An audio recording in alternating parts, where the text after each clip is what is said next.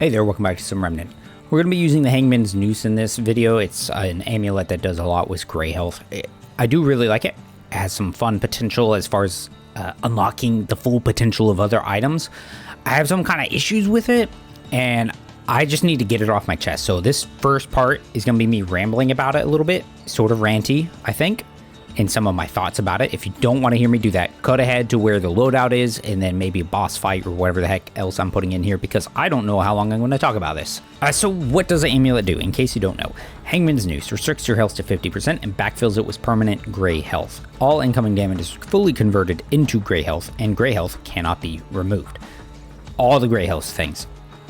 So my first sort of issue with this amulet, I guess, is that it doesn't do anything, and that in itself is not necessarily a problem, right? I don't necessarily think it has to do anything, but you have to understand amulets are very strong, or a very important slot. It's one singular slot, so it has a lot of competition, and a lot of them have very strong effects. And all this one really does is enable other things to work better. And I don't necessarily dislike that idea. That's fine. But when it's on an amulet, that's when it starts getting a little iffy. You know what I mean? So what does it enable? Because if you don't have these other items, the amulet is useless. And I think maybe that's part of my gripe, is I imagined myself playing through the game kind of the first time, or I'm making a hardcore character and I don't have any gear, and this is the first thing I find. It's useless to me. It is absolutely useless. I should not wear it. The only upside to me wearing it, if I have nothing else and I'm like a brand new character, is the fact that gray health is going to regenerate passively. So if you get to the end of a fight and you've taken some hits, you don't have to worry about your health being lower because it's going to regenerate. But you're still going to be at 50% HP, which is a problem. That's a problem. Right, so focusing again. Ring of the Damned is the main item I think of when I use it, and because I can never use this thing before to its full potential. So it increases all your damage by 0.4% for every 1% of your gray health. Max goes up to 50 stacks, and then when you have the max stacks, it increases your crit chance by 5%. So with 50% of our HP as gray health, it's going to give us a 20% damage increase across the board, so to everything, and increase our crit chance by 5%. So that's nice. It is nice that it is just a flat damage increase across the board. Cool. I like that. Now, the other main item that I think of when using with this thing is the Dreadful Ranged Weapon Mutator. Increases range damage based on our percentage of gray health that we have. It goes up to 20%. So with 50% of our health, it gives us 20% increase to our range damage. Again, a solid boost to our damage. And then a 25% increase to our reload speed while we have gray health, which is all the time, obviously. So that's also a very big increase to our reload speed. It's a really noticeable amount. I do really like this mutator, actually, and using it with a Hangman's Noose and my whole setup here, I actually really enjoy my loadout right now. But there are some problems with the thing. Okay, so hear me out. Okay, so let's look at this combo here, because if you don't have the Ring of the Damned, like, you're going to have these two things. It's basically like using the restriction cord with some amulet, right? Because all the problems that I'm having with a Hangman's Noose are basically the issues I end up having with the restriction cord. It's very high cost and supposed to be high reward, but it doesn't actually feel like it's a high reward thing. So look at like what we're getting between these two things. We are gaining a 20% damage increase across the board and a 5% crit chance increase. The cost is we are at 50% of our HP, right? Half of our health, 20% damage increase. Now, most of the time when you look at your various rings, if you look at your just sort of generic damage amulets and stuff, your low end ones, say the Anka Power, is 15% across the board, but it sticks to 15%. If you go up to something more like 20%, it's going to have a little bit more of a requirement where they have to have status effects on them. If you go up to a 25% damage increase, like the Cost of Betrayal, this is when you're going to start implementing either some heavy costs or very specific damage increases. So when you use, say, the Talisman of the Sun, which has a, wherever it's at, This one's a 25% damage increase, but only to fire, but it also increases burning damage. So you see where those give and takes are. The Shade Bloom is similar too, 35% damage increase, but it alternates every 5 seconds with very specific things. So we're getting a 20% damage increase across the board for half of our health.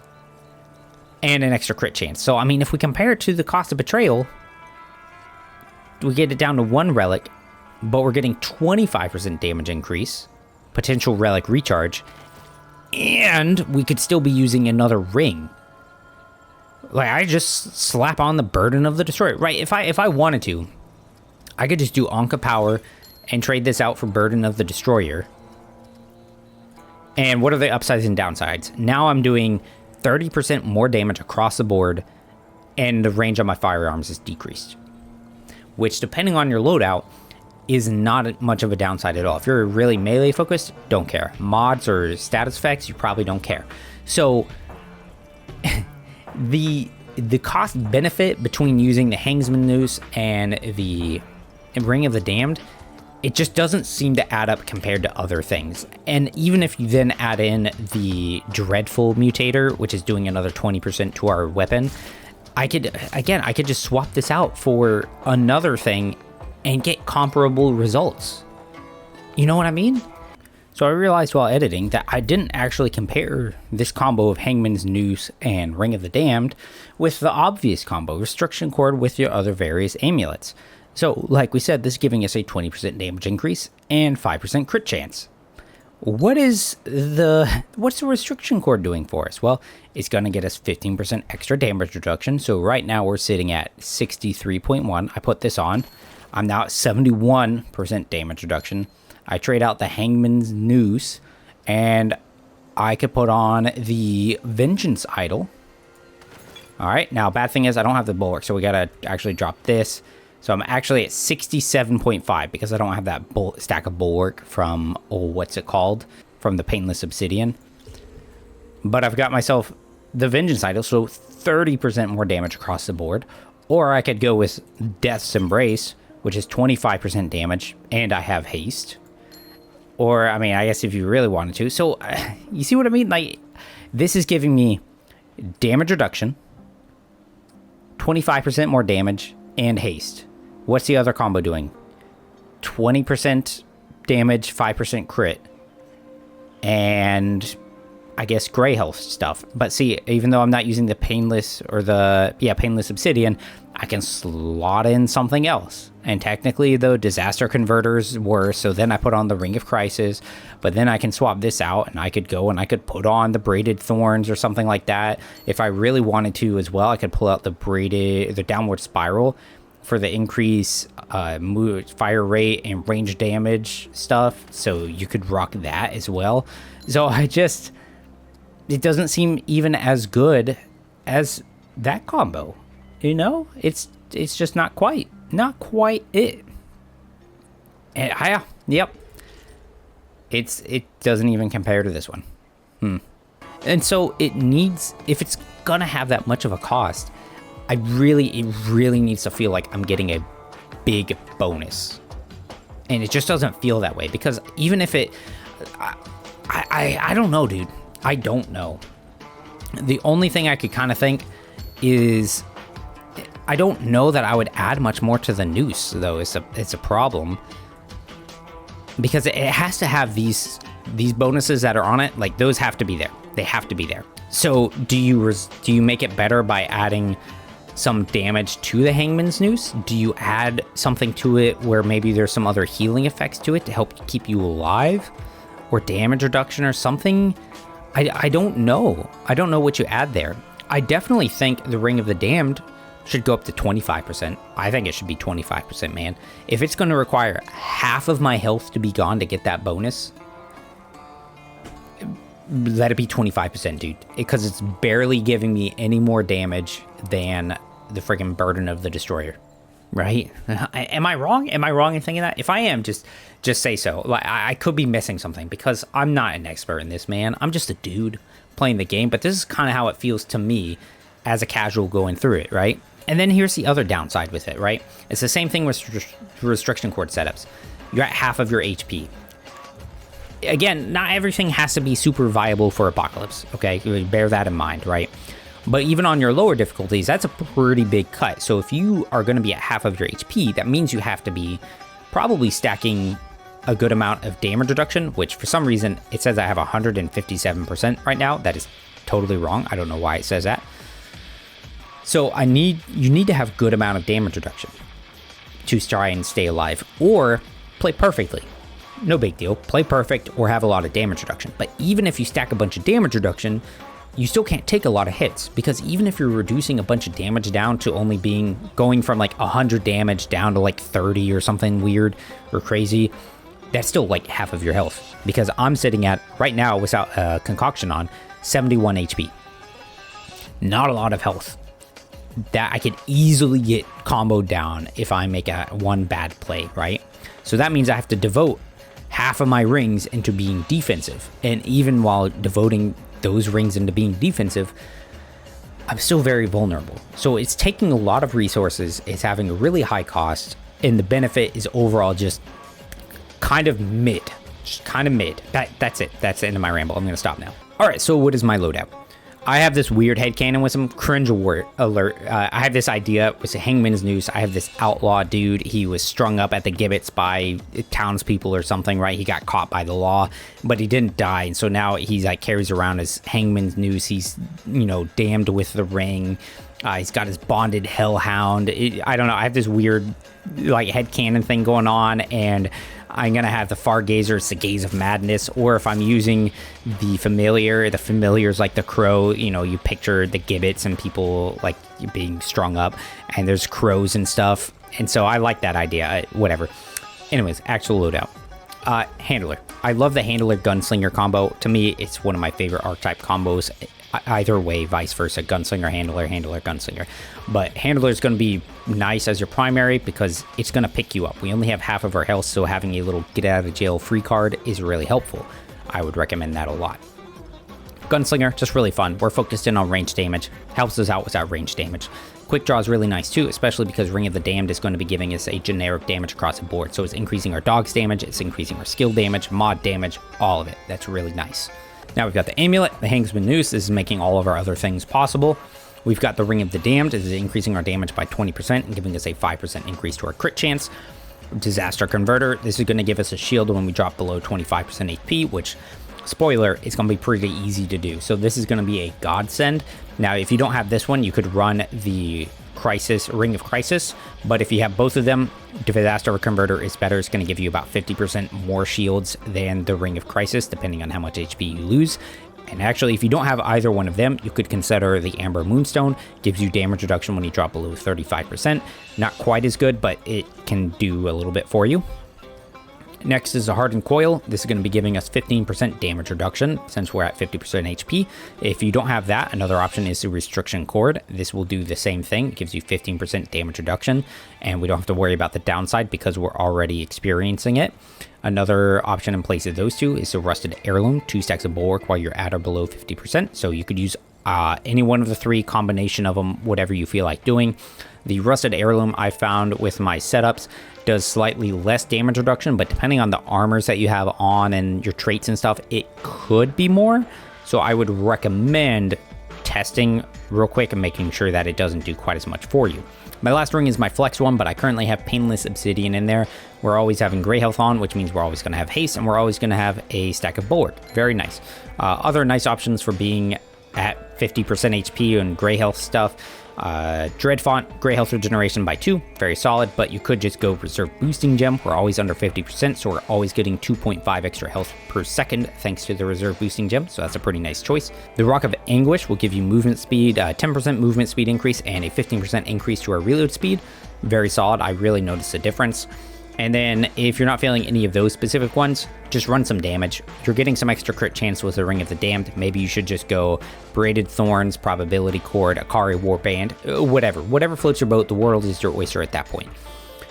The guns, I'm currently using the Wrangler because I'm going for that kind of outlaw gunslinger thing. This is what the gunslinger starts with, and it's been updated. I like the Wrangler a lot more than I used to. It's still not my favorite exactly, but it is decent now, I think.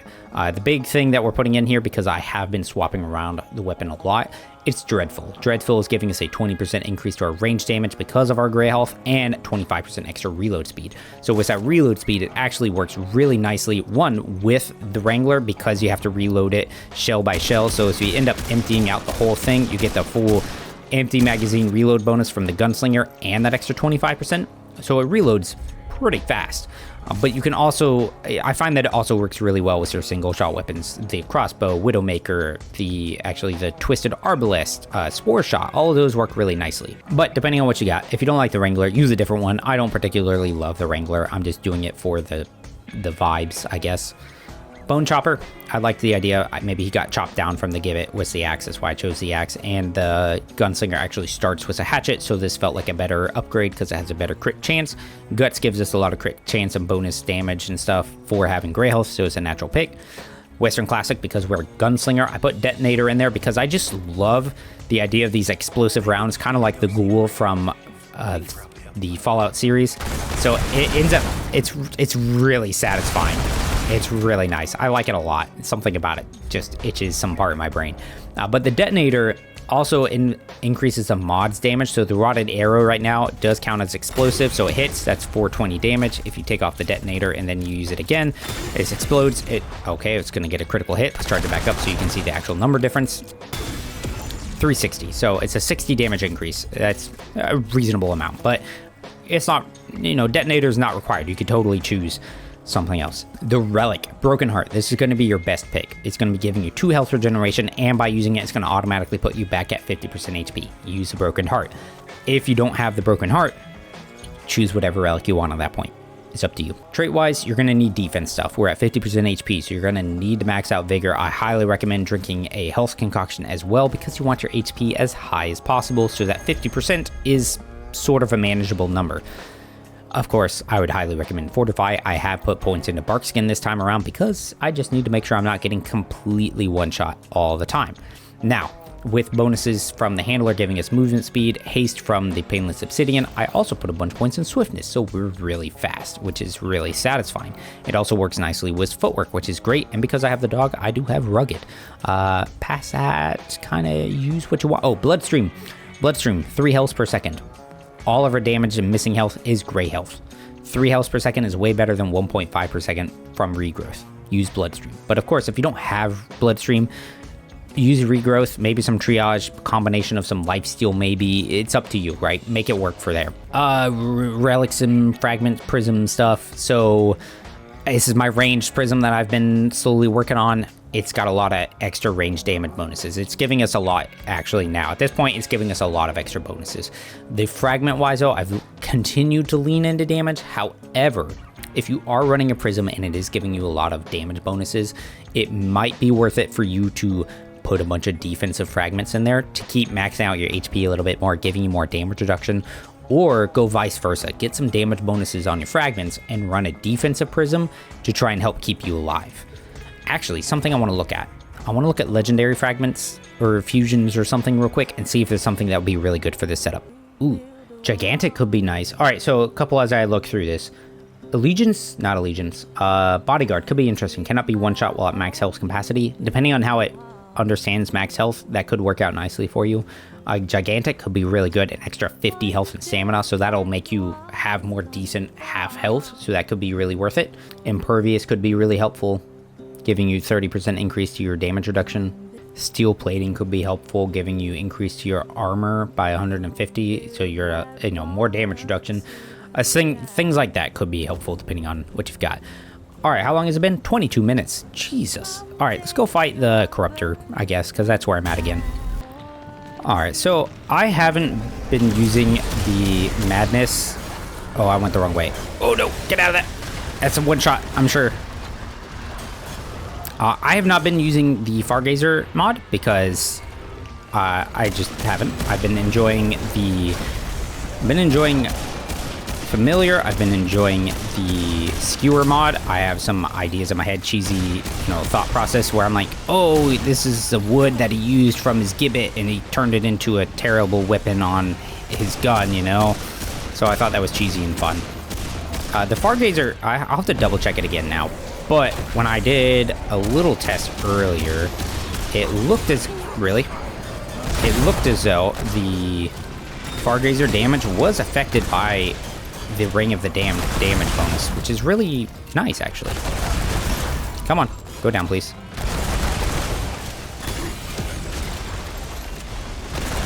Got him. Okay, now this is gonna be really sketchy because of those stupid birds. We do not have the HP for this. If those birds get on us, we're going to die really easily. We do get a lot of shields, so that can help us to stay alive, which is really helpful, you know?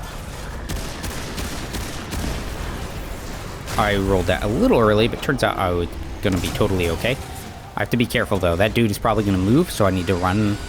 Nope, I'm okay. That's good. No big deal.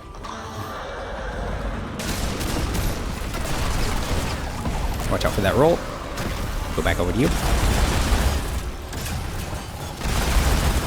The freaking...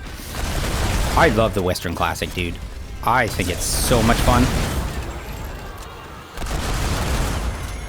Run, run, run, run, run. Hoop.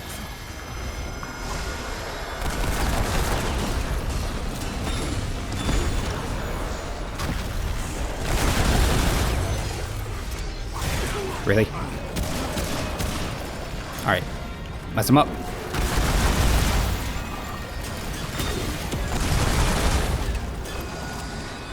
Run, run, run, run, run.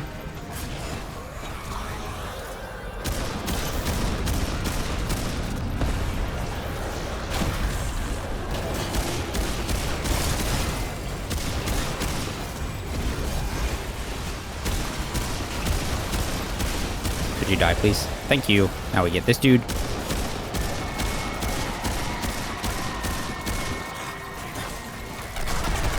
We can actually boost up our dog. We kind of need to it.